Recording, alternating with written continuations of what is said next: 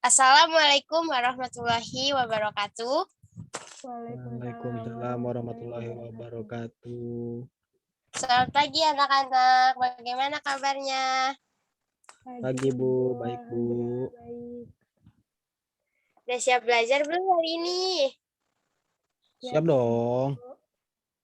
Ya, sebelum kita belajar, jangan lupa kita berdoa dulu ya. Ibu yang memimpin doa. Berdoa dimulai.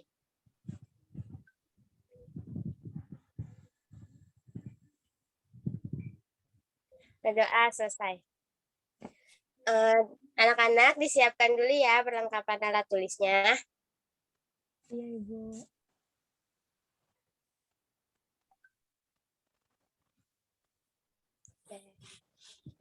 Semangat gak belajarnya? Semangat, Semangat Ibu. Bu.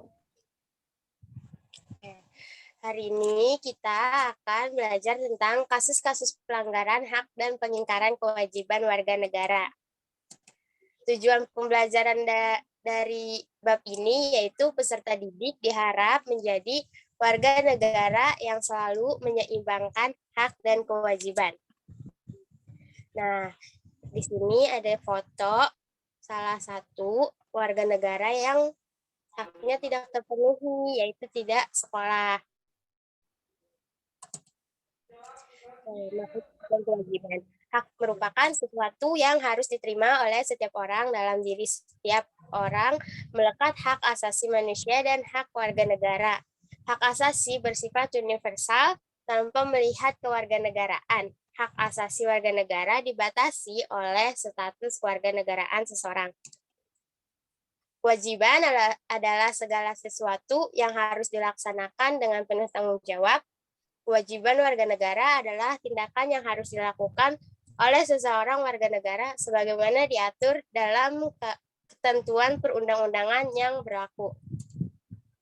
Substansi hak dan kewajiban warga negara. Pancasila merupakan ideologi yang mengedepankan nilai-nilai kemanusiaan. Pancasila sangat menghormati hak dan kewajiban. Nilai Pancasila dikategorikan menjadi 3, yaitu nilai dasar, nilai instrumental, dan nilai praksis. Hak dan kewajiban warga negara dalam nilai dasar sila Pancasila: 1. Sila ketuhanan yang Maha Esa. 2. Sila ketuhanan yang adil dan beradab. 3. Sila persatuan Indonesia. 4. Sila kerakyatan yang dipimpin oleh hikmat kebijaksanaan dalam permusyawaratan perwakilan. Yang kelima, sila keadilan sosial bagi seluruh rakyat Indonesia. Hak dan kewajiban warga negara dalam instrumental sila-sila Pancasila. Nilai instrumental adalah penjabaran nilai dasar yang terkandung dalam Pancasila. Hak atas kewarganegaraan, kesamaan kedudukan dalam hukum dan pemerintahan, hak atas pekerjaan dan penghidupan yang layak bagi kemanusiaan, hak dan kewajiban bela negara, kemerdekaan berserikat dan berkumpul, kemerdekaan memeluk agama, pertahanan dan keamanan negara, hak mendapatkan pendidikan, kebudayaan nasional Indonesia, perekonomian nasional, kesejahteraan sosial. Kasus-kasus pelanggaran hak warga negara. 1. Proses penegakan hukum belum optimal. 2. Tingkat kemiskinan dan angka pengangguran masih tinggi. Maraknya kasus pelanggaran hak asasi manusia seperti pemerkosaan dan pembunuhan. Masih terjadinya kekerasan mengatasnamakan agama. Angka putus sekolah masih tinggi.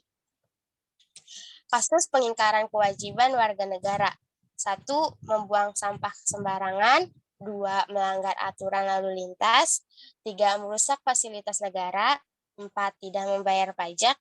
Kelima, tidak berpartisipasi dalam usaha pertahanan dan keamanan negara.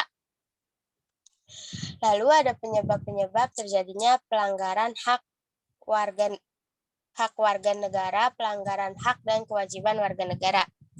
Pelanggaran hak warga terjadi ketika warga negara tidak dapat menikmati atau memperoleh haknya sebagaimana mestinya yang ditetapkan oleh undang-undang. Pelanggaran hak Dan pengingkaran kewajiban negara biasanya disebabkan oleh tingginya sikap egoisme yang dimiliki oleh setiap warga negara, sehingga di pikirannya hanya sebatas bagaimana cara mendapatkan kewajibannya tanpa melakukan haknya. Bagaimana tindakan terbaik atau solusinya dalam penegakan hak dan kewajiban warga negara adalah dengan mencegah timbulnya semua faktor penyebab dari pelanggaran hak dan pengingkaran kewajiban warga negara. Baik, setelah Ibu memaparkan materi pembelajarannya, apakah ada yang ingin bertanya?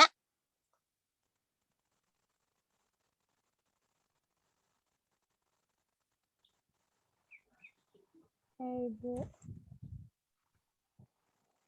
Silahkan Nabila.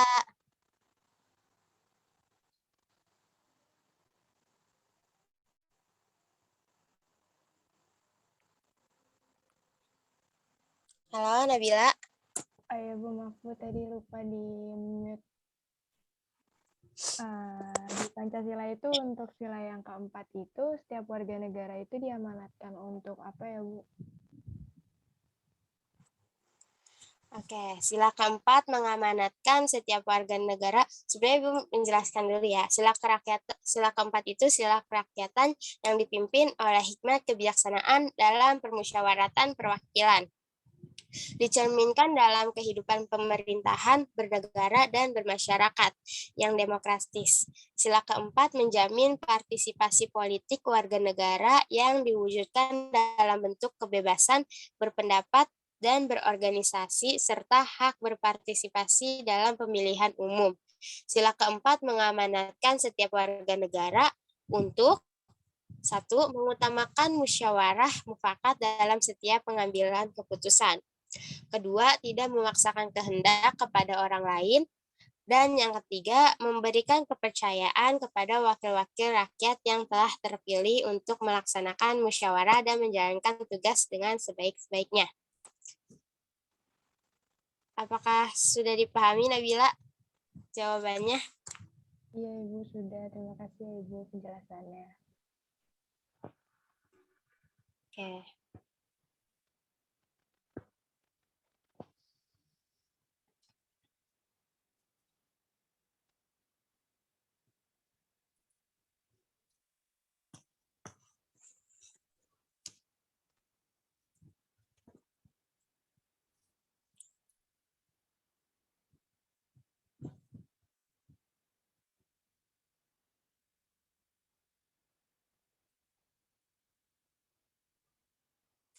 Oke, di sini Ibu akan memberikan kesimpulan dari materi yang Ibu bawakan. Hak dan kewajiban warga negara merupakan dua hal yang saling berkaitan. Keduanya memiliki hubungan kausalitas atau hubungan sebab akibat. Seseorang mendapatkan haknya dikarenakan dipenuhinya kewajiban yang menjadi tanggung jawabnya. Baik, apakah masih ada yang ingin bertanya lagi?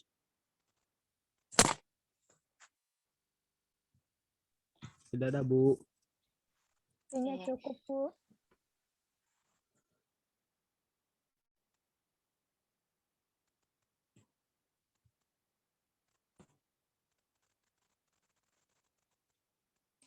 Baik, sebelum Ibu menutup pembelajaran hari ini, Ibu akan bertanya kepada Nabila dan John. Nabila, mengapa terjadinya pelanggaran hak warga negara? Pelanggaran hak warga negara itu terjadi ketika warga negara tidak dapat menikmati atau memperoleh haknya sebagaimana mestinya yang ditetapkan oleh undang-undang. Pelanggaran hak warga negara merupakan akibat dari adanya pelalaian atau pengingkaran terhadap kewajiban, baik yang dilakukan oleh pemerintah maupun oleh warga negara itu sendiri, Bu. Oke, jawabannya bagus sekali. Terima kasih Nabila. Oke, untuk John, tindakan bagaimana dalam penegakan hak dan kewajiban? Tindakan terbaik bagaimana dalam penegakan hak dan kewajiban? Tindakan terbaiknya ialah dalam penegakan hak dan kewajiban negara. Dengan mencegah timbulnya semua faktor penyebab dari pelanggaran hak dan pengingkaran kewajiban negara. Apabila faktor penyebabnya tidak muncul, pelanggaran hak dan pengingkaran kewajiban warga negara dapat diminimalisir atau bahkan dihilangkan.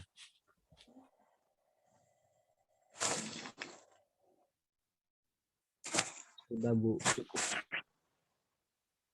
Oke, terima kasih John atas jawabannya.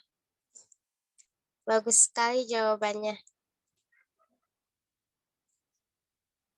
Oke, materi pertemuan hari ini sudah cukup. Untuk pertemuan selanjutnya kita akan membahas tentang perlindungan dan penegakan hukum di Indonesia.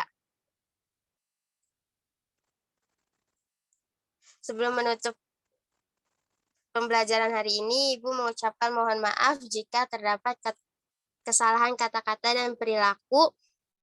Dan terima kasih kepada peserta didik yang telah mengikuti pembelajaran ini dengan khidmat, fokus, dan memperhatikan dengan cukup baik. Sebelum kita menutup pembelajaran ini dengan mengucapkan rasa syukur, alhamdulillahirrahmanirrahim, dan berdoa selesai pembelajaran. Berdoa dimulai.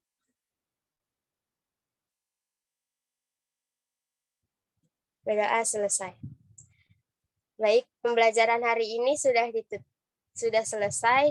Terima kasih. Wassalamualaikum warahmatullahi wabarakatuh. Dari peserta didik, apakah ada saran dan masukan untuk Ibu untuk pertemuan selanjutnya?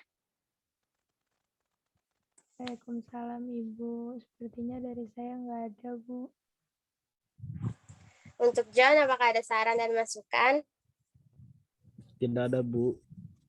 Baik. Jika tidak ada, terima kasih. Bu tutup. Wassalamualaikum warahmatullahi wabarakatuh. Waalaikumsalam Waalaikumsalam warahmatullahi Terima wabarakatuh. kasih, Bu.